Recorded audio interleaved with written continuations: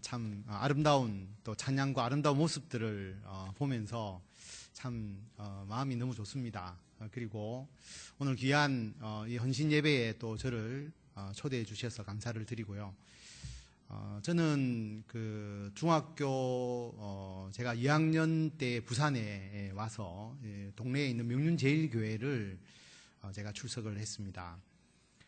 거기서 부목사 안수까지, 목사 안수까지 받고 이제 해운대 소정교회에서 사역을 하고 있는데, 제가 청년 때에 그때는 이제 전도사님이셨죠. 우리 최성규 전도사님께서 명륜제일교회 사역하실 때 저희들을 이제 신앙으로 가르쳐 주시고 또 인도하시는 또 그런 사역을 하셨습니다. 그래서 제가 가르침을 받았고, 오늘 이렇게 또 제가 목회자가 되고 난 이후에 또 귀한 교회 불러주셔서 이렇게 또 말씀을 나누게 되어서 굉장히 기쁘게 생각을 합니다.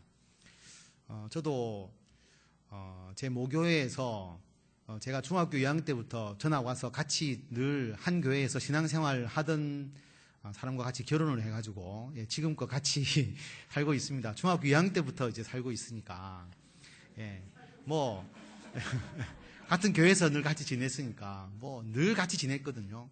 그런데 결혼해서 지금도 같이 살고 있으니까 결혼하셔서 귀한 자녀들 양육하시는 우리 갈렙 선교 보니까 너무나 좋습니다. 우리가 살아가면서 보면 한 10대까지는 우리의 인생이 아니라 부모님의 인생을 잠시 경험하는 것이죠. 또 한 40에서 한 50년 정도는 우리의 인생을 본격적으로 살아갑니다. 그리고 한 70세가 넘어가면 사실 또 우리의 인생이라기보다는 우리 자녀들의 시대를 또 잠시 살아가게 됩니다. 저는 68년생인데요. 70년대하고 80년대 초반까지는 사실 부모님의 시대를 경험했습니다. 그때는 여러분들 뭐 다 그때 사셨던 분은 잘 아시겠지만 굉장히 경직된 사회였고, 그리고 뭐 물질적으로도 많이 부족한 사회, 그러나 정이 또 아주 깊은 사회. 제가 어린이와 이제 중고생으로서 그 시대를 경험을 했고, 80년대 중반부터 그리고 앞으로 한 2040년 정도까지는 우리들의 시대가 아니냐. 풍요의 시대죠. 대형마트가 있고, 그리고 대량 소비하는 시대. IT가 굉장히 발달해서 스마트폰이나 컴퓨터나 그게 지금 굉장히 발달되어 있는, 그러면서도 굉장히 개인주의화 되어가는 시대를 살아가고 있습니다. 아마 2040년이 넘어가면 여러분 우리 자녀들의 시대에 저도 이제 얹혀서 살아가는 그런 시대가 될 건데, 인공지능, 로봇, 우리가 공상과학 영화에서 보는 그런 일들이 일어나는 시대가 되어 있지 않겠나 생각해 봅니다. 우리가 위로는 부모님의 시대를, 또 아래로는 우리 자녀들의 시대를 잠시 경험하지만, 그래도 우리가 주로 살아가는 한 40년, 50년 동안의 그 시대의 상황 속에서 우리는 그 시대를 살면서 가슴 아파하기도 하고, 걱정하기도 하고, 또 불안해하기도 하고. 그런데 하나님은 몇십 년을 보시는 분이 아니라 수천 년의 인간의 역사를 주도하시는 분이십니다. 하나님은 역사의 흐름을 보시고 역사를 이어오게 하시고, 그리고 전체 역사를 통해서 하나님의 계획을 이루십니다. 여러분, 하나님의 역사를 이루어가는 그 핵심적인 힘이 무엇이겠습니까? 가정입니다. 가족이 있기에 인류의 역사가 존재합니다. 우리는 이것을 잊어버리기가 쉽습니다. 지금 우리가 살아가는 이 시대만을 놓고 보면, 여러분 요즘처럼 먹고 살기 또 어려운 이 시대에, 그리고 취직도 잘 안 되는데 결혼은 왜 하느냐? 결혼을 해도 자녀를 낳으면 키우기도 어렵고, 그리고 돈도 많이 들어가는데 자녀를 왜 낳느냐? 혼자 살거나 아니면 결혼을 해도 그냥 부부만 살겠다. 그래서 뭐 반려견이나 또는 뭐 고양이나 이거 키우는 게 훨씬 낫지, 그렇게 생각하기가 쉽습니다. 근데 여러분, 모두가 그렇게 생각하면 우리 인류는 끝이 나는 거죠. 하나님께서 이루고자 하는 역사도 중단됩니다. 가정은 하나님의 계획과 역사를 이어가는 힘입니다. 결혼을 해서 가정을 이루는 것, 자녀를 낳고 키우는 것, 그 자체가 너무나 귀한 사명입니다. 그러므로 하나님은 가정을 매우 중요시하십니다. 가정을 중요하게 생각하시니까 그 가정을 계속 살피시고, 그리고 가정과 함께 하시고, 가정을 통해서 복을 주십니다. 우리나라 젊은이들을 보면 공무원 열풍이 대단하죠. 왜냐하면 공무원, 안정적 직장. 그래서 제가 자료를 찾아보니까 2017년도에 구급 공무원, 국가직입니다. 평균 경쟁률이 51.8대 1이더라고요. 51.8대 1이면은 뭐 어느 정도 되는지를 감을 잘 못 잡으실 수가 있는데, 860명을 뽑는데 44,520명이 응시를 했습니다. 대전, 세종, 충남, 충북 지역에 9명 뽑는데 2,328명이 응시를 했거든요. 258.7대 1. 부산은 국가직 9명 뽑는데 1,594명이 지원을 해서 177.1대 1이 되었습니다. 여러분, 안정적 직장, 이 중요성을 누가 가르쳐 준 것이죠? 이것은 부모님의 생각입니다. 왜냐하면 IMF를 우리가 경험하면서 갑자기 급속한 경제적 어려움을 우리가 경험했습니다. 그러다 보니까 부모님이 어려움을 겪었죠. 그래서 우리 자식들만은 안정적으로 좀 생활했으면, 그런 생각이 우리 자녀들의 직업 선택에 작용을 한 겁니다. 그럼 여러분, 지금부터 한 40년 후에도 안정적 직장, 이것이 중요시 될까요? 지금 젊은 사람들이 취업을 해서 보면, 그리고 직장 생활을 해보니까 이제는 안정이 별로 중요하게 생각하지 않습니다. 왜냐하면 앞으로 힘든 일은 다 로봇이 할 겁니다. 그리고 근로시간, 옛날보다 지금이 많이 줄어들었지만 앞으로는 더 많이 줄어들 겁니다. 그리고 복지 혜택은 많아지니까 웬만하면 그냥 살아가는 데는 크게 문제가 없는 시대가 될 거라고 하는 것이죠.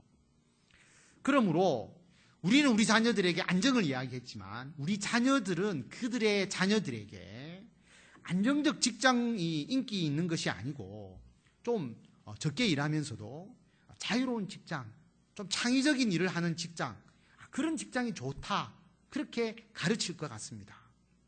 그래서 앞으로는 그런 쪽으로 취업을 희망하는 사람들이 많아질 겁니다. 제가 뭘 이야기하고자 하느냐 하면, 부모로부터 자녀들에게, 그리고 그 자녀로부터 또 그 자녀들에게 어떤 가치관이 전달되고, 그 가치관이 우리들의 다음 세대의 삶의 방향을 결정하게 됩니다. 오늘 말씀의 본문은 전도서죠. 솔로몬의 글입니다. 솔로몬, 가장 부귀영화를 누린 사람이죠. 그리고 지혜와 지식이 뛰어난 사람입니다. 이 솔로몬이 뭐라고 고백하느냐 하면, 여러분, 오늘 전도서 우리가 말씀을 오늘 계속 좀 읽을 것인데요, 2장을 앞으로 조금 넘기셔서 17절 말씀, 2장 17절 말씀을 우리 찾아보도록 하겠습니다. 2장 17절 말씀 다 같이 읽겠습니다. 이러므로 내가 사는 것을 미워하였노니 이는 해 아래서 하는 일이 내게 괴로움이요 모두 다 헛되어 바람을 잡으려는 것이기 때문이로다. 아멘. 내가 일해봤는데 모두 다 괴로운 것뿐이더라. 헛된 것뿐이더라. 바람을 잡는 것뿐이더라. 여러분은 어떻습니까? 정말 한평생 수고를 했는데, 정말 내가 바쁘게 살았는데 지나가 보니까 바람을 잡는 거더라. 아무것도 아니었다. 혹시 여러분은 여러분의 자녀들에게 그렇게 말하지는 않습니까? 제가 한 TV를 보니까, 프로그램을 보니까 서울대학생들이 서울대를 가기 위해서 고등학교에 엄청나게 공부를 하죠. 오직 그들의 목표는 서울대 가는 거였습니다. 근데 막상 대학을 가보니까, 서울대에 합격해놓고 보니까 뭘 해야 될지를 모르는 거예요. 그래서 1학년 학생들이 많이 방황한다라고 합니다. 또 대학을 졸업할 때쯤 되면 좋은 직장 가려고 죽자 사자 공부를 하죠.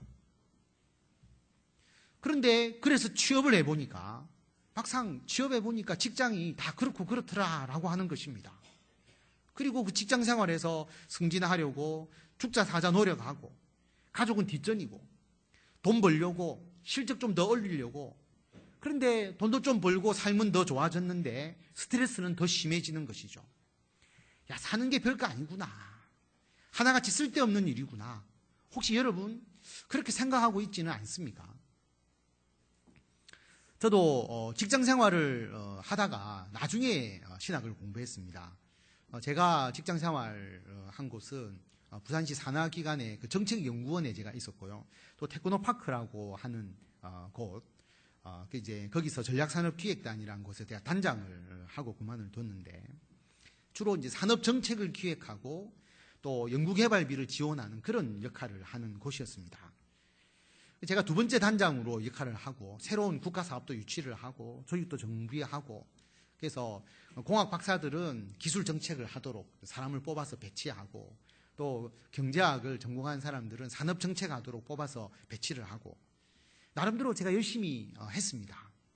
근데 제가 마치고 나오니까 제가 신학을 하기 위해서 그만두고 나왔죠. 이제 그래서 제 후임이 일을 썩 잘 못한 것 같습니다. 왜냐하면 전문가 조직인데 공무원식으로 순환 배치를 시키는 거예요. 제가 관광산업 육성 정책을 개발하고 관광 전공자를 뽑았는데 나중에 가보니까 이 사람이 행정실에서 회계 업무를 보고 있는 겁니다. 또 제가 기술연구원을 정책적으로 아주 힘들어서 만들어 놓았는데 또 그것이 또 다 흐지부지 되어 있더라고요. 그럼 전도서 2장 18절부터 한번 보시면, 내가 해 아래서 내가 한 모든 수고를 미워하였노니 이는 내 뒤를 이을 이에게 남겨주게 됨이라. 내 일을 후임자에게 물려주고 내가 그만두고 나와야 되는 겁니다. 그런데 후임자가 19절에 보면 지혜자인지 우매자인지 누가 알겠느냐라고 하는 겁니다.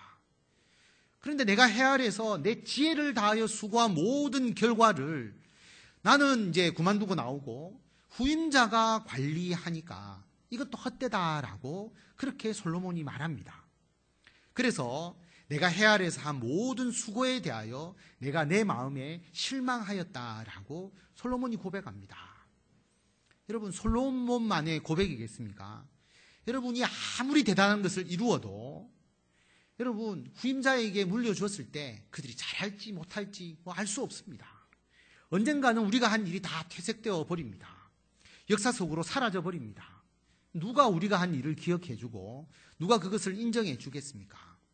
해 아래서 사는 모든 일이 헛됩니다. 무의미합니다. 그래서 전도서 4장 4절을 보면 오늘 본문 말씀이죠. 다 같이 읽겠습니다. 시작.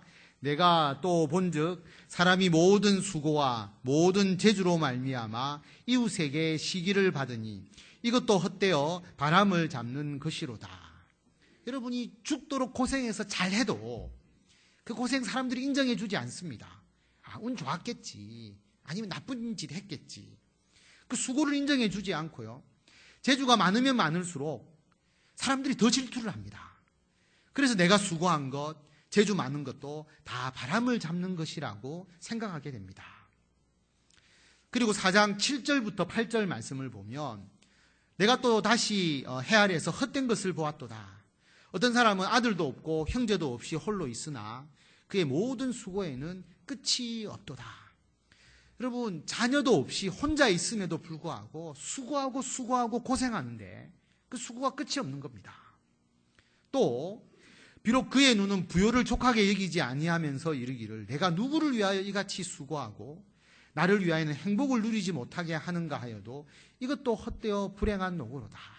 여러분, 어느 정도 돈을 벌었는데 부하게 되었지만 여러분 그 부가 만족이 되지 않잖아요. 계속 그 부를 추구해 나가는데 수고하는데도 여러분 자기에게 행복이 없는 겁니다.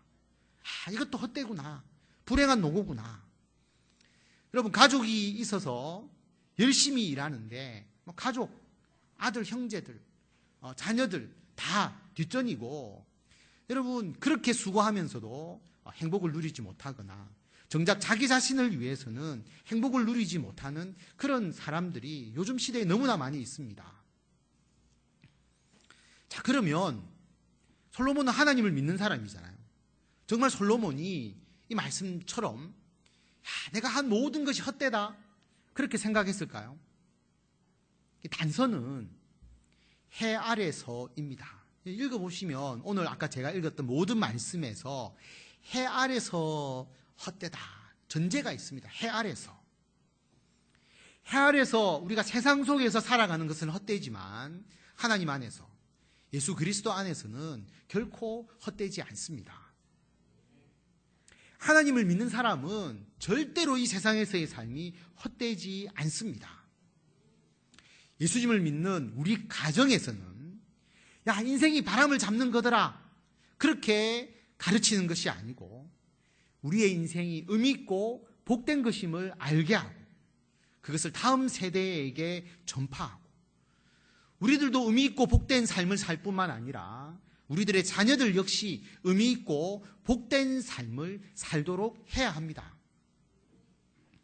그러기 위해서는 여러분 우리의 사고와 우리의 생각대로 자녀를 가르쳐서는 안 됩니다.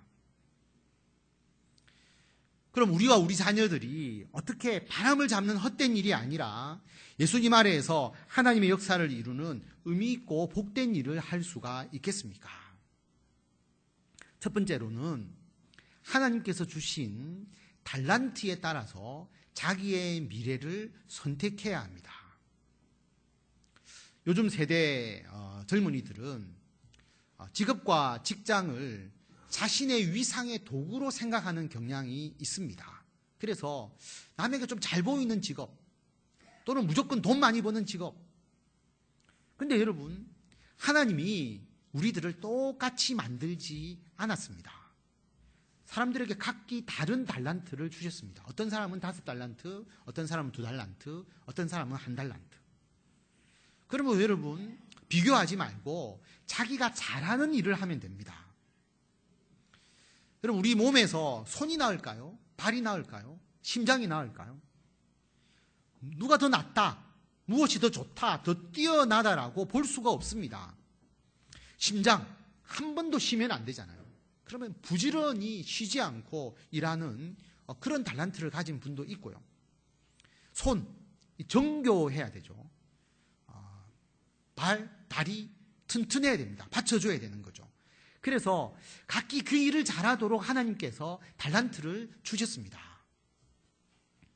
문제는 우리 자녀들 또 우리 젊은이들이 내가 뭘 잘하는지를 모른다라고 하는 겁니다. 하나님께서 자기들에게 어떤 달란트를 주셨는지를 잘 모릅니다. 학교 생활을 통해서 그것을 발견해야 되는데 우리나라에서는 모든 학생들이 이것만 깨닫습니다. 나는 공부를 잘 못한다.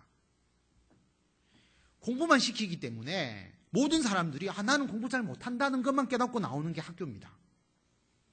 더 정확하게 말하면 공부를 잘 못하는 게 아니고 나는 시험을 잘 못 친다. 이것만 알죠.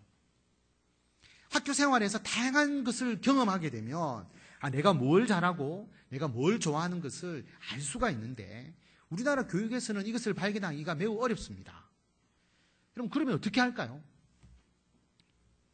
하나님께서 나에게 분명히 달란트를 주셨다라는 것을 여러분 믿어야 합니다. 이것을 딱 믿으면 여러분 서로를 비교하지 말고 그리고 자기의 자존감을 낮게 생각하지 말고 정말 자기가 잘하는 것이 무엇인지를 끊임없이 탐색하고 그것을 찾아 나가야 합니다. 그래도 교회 생활을 열심히 하다 보면 교회가 다양한 일을 하게 되잖아요. 저도 모태신앙이라서 어릴 때부터 교회에서 이제 봉사하고 제가 생활을 했는데 교회 생활을 하면 다양한 경험을 할 수가 있습니다. 신앙생활 열심히 하면 그리고 봉사 열심히 하면 하나님의 일을 하게 되면 하나님께서 나에게 어떤 달란트를 주셨는지를 훨씬 더 잘 찾을 수가 있습니다. 초등학교 때는 물론이고 중고등학교 때도 대부분 자신의 달란트를 잘 모릅니다. 그래서 여러분 청년의 때라도 그 길을 찾도록 부모님들이 믿음을 가지고 도와주셔야 되고요. 조바심 가지지 마시고 청년 때까지 믿고 기다려 주셔야 합니다. 부모님이 원하는 것을 하도록 하지 말고 정말 하나님의 달란트, 하나님 주신 달란트에 따라서 일할 수 있도록 여러분들이 기도하고 같이 이끌어 주셔야 합니다. 오늘 헌신 예배를 드리는 갈렙 선교회도 여러분 아직까지 내가 어떤 달란트를 가지고 있는지를 모르시는 분도 분명히 있을 겁니다. 그러므로 하나님이 분명히 나에게 달란트를 주셨는데 하나님의 일을 하시면서 여러분 계속 기도하시고 나의 달란트를 찾아보시고 그 달란트, 그 재능을 통해서 하나님의 일을 하기 위해서 계속 기도하면서 그 달란트를 개발해 나가셔야 합니다. 하나님께서 우리에게 달란트를 주셨잖아요. 근데 이 달란트를 잘 개발하는 것은 우리들의 역할입니다. 하나님께서 주신 재능은 정원과 같은 것인데요. 여러분, 정원이라는 것이 돌보고 가꾸면 예쁜 꽃도 피고 아름다운 정원이 될 수 있지만 그냥 방치하면 그냥 돌덩이, 흙덩이에 불과합니다. 전도서 3장 22절 바로 앞에 있습니다. 3장 22절 우리가 다 같이 한 목소리로 읽도록 하겠습니다. 그러므로 나는 사람이 자기 일에 즐거워하는 것보다 더 나은 것이 없음을 보았나니 이는 그것이 그의 몫이기 때문이라.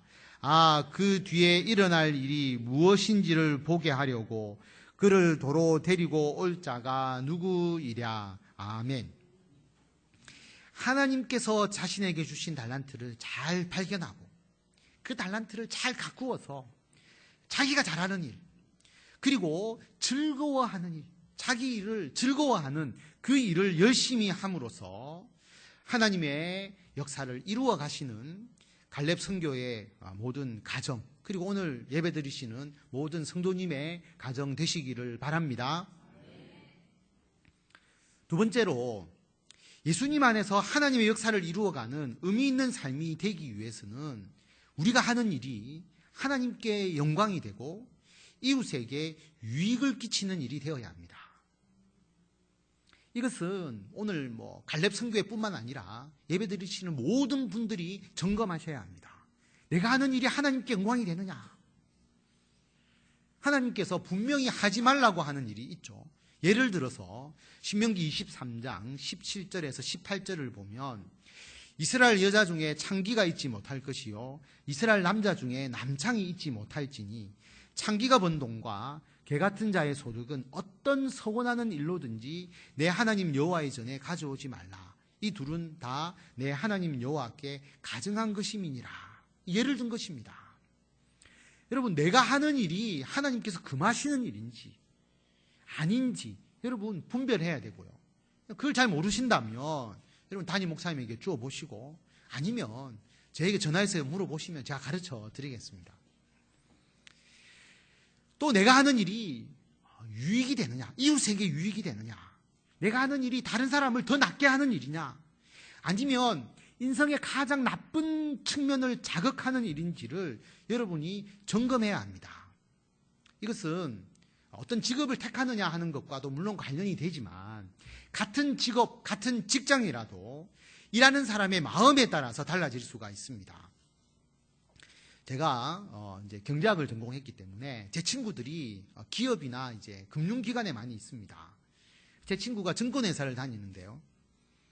증권회사에서 우리 친구에게 이제 실적을 다 이제 평가하잖아요. 뭐냐 하면 증권회사의 수익은 주식을 사고 파는 수수료로 수익을 얻습니다.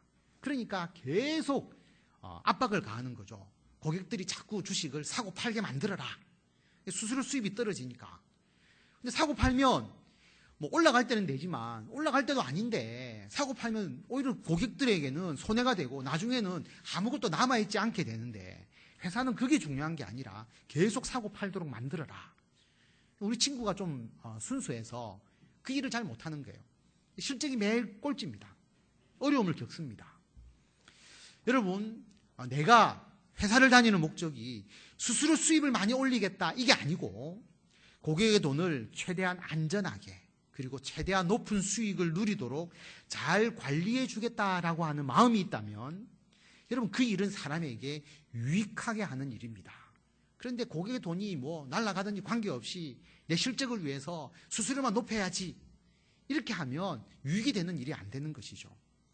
그래서 여러분 어떤 일을 하실 때에 특별히 우리 갈렙 선교회 이제 일을 시작하는 그런 입장에서 자기의 직업, 자기가 하는 일에 대한 가치관을 분명히 세우고 하나님의 뜻, 하나님의 계획에 따라서 자신의 일을 해나가야 합니다.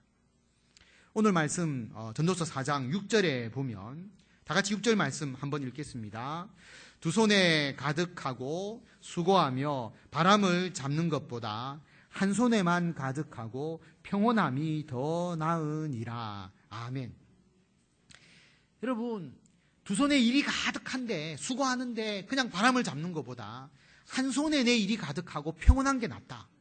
이 평온함은 어디서 오느냐 하면 하나님께 영광이 되고 사람에게 유익이 되는 일을 할 때에 여러분 이 평온이 옵니다. 오늘 헌신 예배를 드리는 갈렙 선교회 회원님들과 모든 성도님들이 하나님께 영광이 되고 사람에게 유익이 되는 일을 하심으로써 진정한 평안을 누리시기를 바랍니다. 세 번째로 하나님의 일을 하는 것 그 자체를 여러분 귀하게 여기셔야 합니다. 여러분 하나님의 일이라는 것은 앞에서도 말씀드렸지만 꼭 교회에서만 일하는 게 아니고 여러분 가정, 자녀를 돌보는 일, 또 여러분의 직장 생활, 또 교회에서 여러분이 하는 봉사, 헌신 모두를 포괄하는 겁니다. 여러분 내가 하는 일을 귀하게 여기면 더 많은 사람들이 내가 하는 일을 하도록 더 가르쳐주고 더 전파하고 확산시켜 나가는 것이죠. 내가 하는 일 자녀에게 물려주기 싫다. 내 애 낳아 보니까 애 안 낳았으면 좋겠다. 또 내가 하는 이 직장생활 다른 사람은 내 자녀는 안 했으면 좋겠다. 내가 하는 이 교회의 봉사와 헌신 우리 자녀는 안 했으면 좋겠다. 여러분 그렇게 생각한다면 여러분의 일을 하나님의 일로서 가치 있게 여기지 못하는 것이죠. 그런 문제가 있습니다. 비록 내가 하는 일이 힘든 일이지만 고생은 되지만 만약에 자녀에게 하나님께서 나와 같은 달란트를 주셨다면 내가 그 일을 우리 자녀에게도 맡기고 하도록 하겠다. 그런 마음이 있어야 합니다. 꼭 우리 자녀가 그 일을 물려받지 않더라도 다른 사람이라 할지라도 내가 하는 이 일을 하도록 하게 되는 거죠. 그래서 내가 하는 일들이 유지되고 확산되게 됩니다. 제가 아는 분 중에 아버지가 목사님이신 분이 있습니다. 목사님 은퇴를 하셨는데요. 근데 제가 아는 분이 어릴 때 학교 생활을 하면서 한 번도 공납금, 수업료죠. 예전에는 공납금이라 했으니까 공납금을 한 번도 제때 내본 일이 없었다고 합니다. 요즘은 뭐 그렇게 하지 않겠지만 옛날에는 공납금 안 내면 이제 교무실에 불려가잖아요. 그래서 언제까지 내겠느냐 이게 이제 계속 독촉을 당하니까 그게 상처가 된 거죠. 가난함이 상처가 되었습니다. 그리고 아프면은 병원에 데려가야 되는데 아버지가 기도만 하는 거예요. 그래서 자기가 귀에 큰 벌레가 들어가가지고 귀를 이렇게 붙잡고 귀 속에 들어가서 아파서 죽겠는데 아버지는 손 올리고 기도만 하고 병원을 안 데리고 가는 거예요. 그래서 나중에 정말 아파서 완전히 뭐 기절할 때 되니까 병원에 가보니까 그게 이제 벌레가 안에 너무 강하게 들어가가지고 알코올 부어서 막 한참 동안 치료해서 겨우 이제 거기서 빠져나왔는데 빼낼 수 있었는데 자기가 그 상처가 있는 거예요. 아파도 병원에 데리고 가지 않는 아버지. 여러분 제가 아는 그분이 그 목사님 아들이죠. 지금 뭘 하고 있느냐 하면 목사님 되어 있습니다. 자기 아버지 교회를 물려받았어요. 우리 교단은 아닌데 시골교회. 아무도 없는 시골교회. 그래서 지금 새벽기도를 인도하는데 자기 가족하고 아버지하고 어머니만 앉아서 새벽기도를 드리는 겁니다. 그래서 그 목사님 말 내가 한평생 아버지에게 받은 상처를 설교하면서 다 풀고 있다고 합니다. 이제 막 설교하면서 막 이야기하고. 여러분 그러나 이제 그 목사님은 내가 받은 상처가 있기 때문에 우리 자녀만은 목회자로 인해서 상처를 받지 않게 하기 위해서 어려움이 있지만 자녀에게 굉장히 잘한다고 합니다. 그 목사님의 자녀가 몇 명이냐면 7명입니다. 7명. 쌍둥이만 둘이고요. 그래서 제가 얼마 전까지 5명으로 알았는데 목사님 우리 애가 7이 되었습니다. 어떻게 되었냐 보니까 쌍둥이를 또 낳았더라고요. 그래서 바로 7이 되어가지고 그래서 아마 이제 시골 교회가 부흥하지 않을까. 자기 자녀만 해도 7명인데 금방 부흥할 것 같습니다. 여러분, 목회가 굉장히 가난한 길이지만 그래도 하나님을 위한 길이었음을 아버지도 알고 아들도 알고 충분히 이해하고 있기 때문이 아닐까, 여러분, 우리가 생각합니다. 목회뿐만 아니라 여러분이 지금 하는 일에 대해서도 그렇게 되어야 합니다. 내가 일하는 것 하나님께 주신 선물이다. 더 많은 사람들이 나의 이 일을 하기를 원한다. 그래서 내 노하우를 가르쳐주고 내 하는 일이 더 확산될 수 있도록 해야 합니다. 전도서 3장 13절 말씀, 전도서 3장 13절 말씀 다 같이 한 목소리로 읽겠습니다.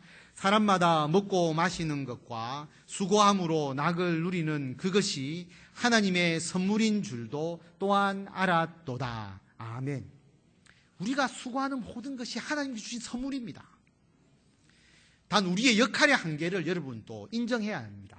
왜냐하면 우리가 하는 일을 이 세상에서 완성할 수가 없습니다.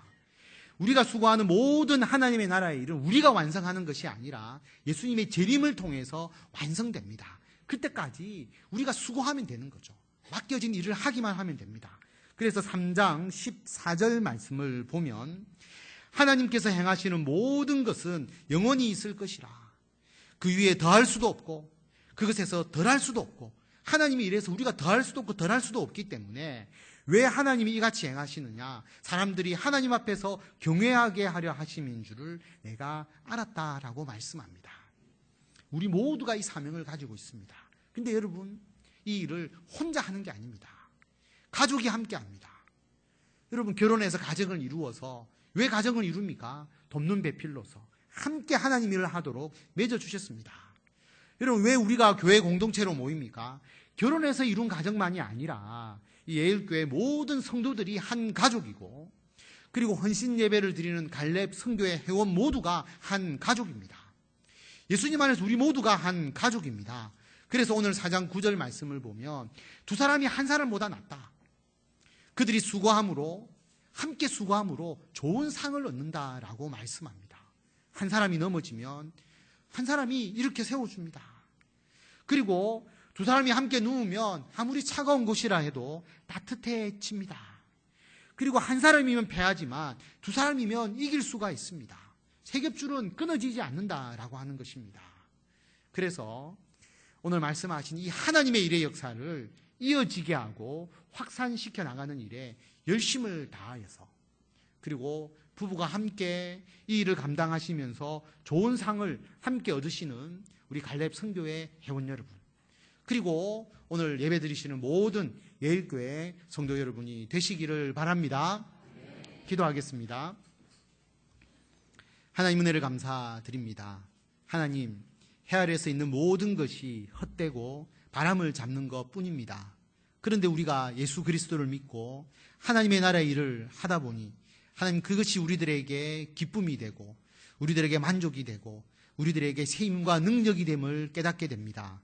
하나님의 나라를 위하여 헌신하는 우리를 되게 하여 주시고, 특별히 갈렙 성교회 회원들을 기억하여 주시옵소서.